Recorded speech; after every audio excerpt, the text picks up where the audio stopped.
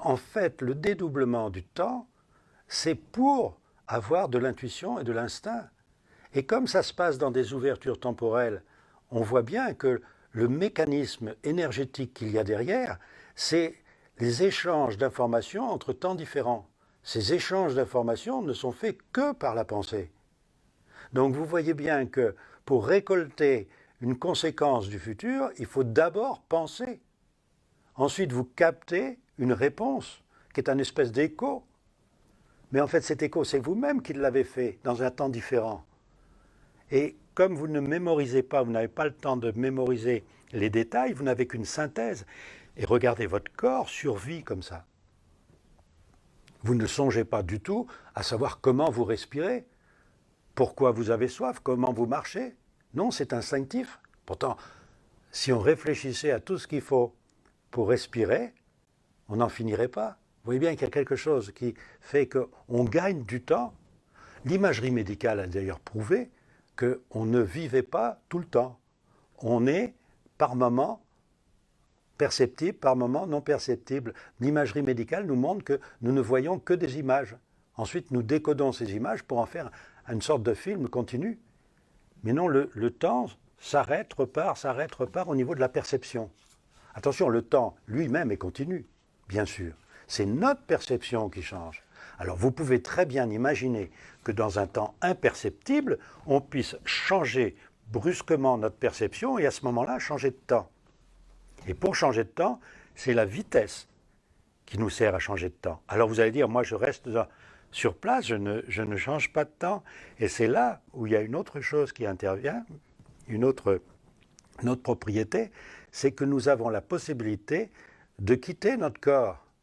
Alors figurez-vous que pour la première fois, en France, parce qu'à l'étranger c'est déjà plus vieux, on vient de remarquer qu'en triturant le cerveau, on pouvait sortir de son corps. Si vous lisez dans la recherche, là, un numéro récent, on a fait cette expérience-là, à savoir que la personne se retrouve au-dessus de son corps alors que simplement on a bougé quelque chose dans son cerveau. D'accord, donc là vous rejoignez toutes les expériences outils de type chamanique, etc., qui sont pratiquées depuis très longtemps. Oui, mais là-dedans, il y a tout un fatras inutile, il y a des traditions qui ont encrouté une loi très simple.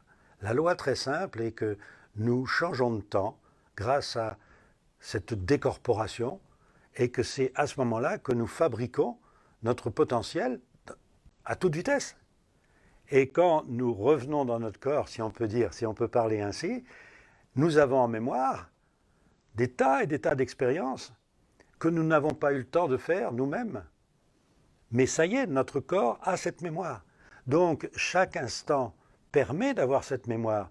Alors nous croyons que nous pensons toujours des choses nouvelles, alors que la mécanique d'anticipation est très bonne. Nous commençons à penser quelque chose que nous ne savons pas que nous avons déjà commencé à penser, que la conséquence de cette pensée existe déjà mémorisée en nous, qui nous pousse à d'autres questions, si bien que la question finale consciente que l'on a n'est que la conséquence d'une question inconsciente qu'on a eue dans un temps qui n'existe pas. Donc en fait, on projette nos pensées, et ensuite ce qui nous en retourne, vous parliez d'une sorte d'écho, c'est sous forme, je dirais, d'intuition. C'est ça, nous avons des choses qui nous paraissent venir d'ailleurs. On a parfois, même en ce moment, on a souvent le sentiment du déjà vu ou du déjà connu, déjà vécu.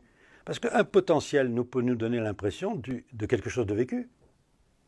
Nous fabriquons quelque chose, nous le mémorisons. Si nous arrivons à avoir une bonne mémoire de cela, ça nous donne l'impression d'avoir vécu. Et même il y en a qui iront jusqu'à dire que c'est une vie passée, alors qu'en fait c'est un potentiel qu'ils ont créé et qu'ils ont mémorisé. Ça ne veut pas dire qu'on ne peut pas avoir d'autres vies passées, ça je ne rentre pas dans ces histoires-là, mais ça veut dire qu'il ne faut pas confondre un potentiel non vécu avec et mémorisé, avec un passé vécu que l'on a mémorisé. Alors ce que vous voulez dire, c'est que sachant tout cela, on peut s'en servir dans sa vie quotidienne. Ah oui. C'est-à-dire que si mes pensées créent ce potentiel, le problème est quand même, c'est que je ne suis pas seule, on le disait tout à l'heure. Si on crée des potentiels à chaque instant, il y a, je dirais, comme une infinité de potentiels. Comment, alors le mot peut-être pas juste, mais comment tirer au sort le potentiel qui va me convenir le mieux à moi, sans embêter l'autre, et indépendamment de toutes mes croyances, de toutes mes projections? Mais il faut, sachant cette loi, il faut simplement contrôler le plus possible ce que l'on pense dans la journée, tout le temps. Alors on ne peut pas, évidemment, le faire. On est dans une société qui ne le permet pas. Mais dès lors qu'on a affaire à un problème important, il faut surtout faire attention à ce que l'on pense.